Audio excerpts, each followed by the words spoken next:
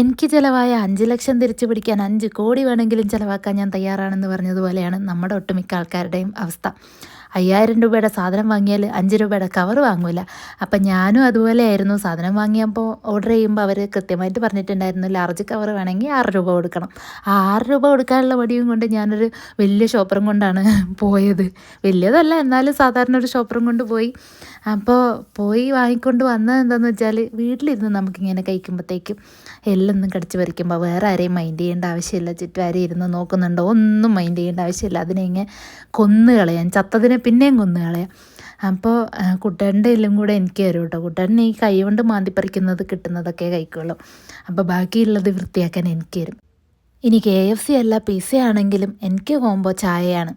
ചായ ഇല്ലെങ്കിൽ നമ്മുടെ ഒരു ദിവസം തള്ളിപ്പോവില്ല. ഈ എല്ലൊക്കെ കാണുമ്പോൾ ആ കോഴിയുടെ ആത്മാവ് പരലോകത്തിരുന്ന് എന്നെ പ്രാവുന്നുണ്ടാവും. ചത്താലും വെറുതെ വിടില്ലല്ലോടിയെന്നും പറഞ്ഞിട്ട്.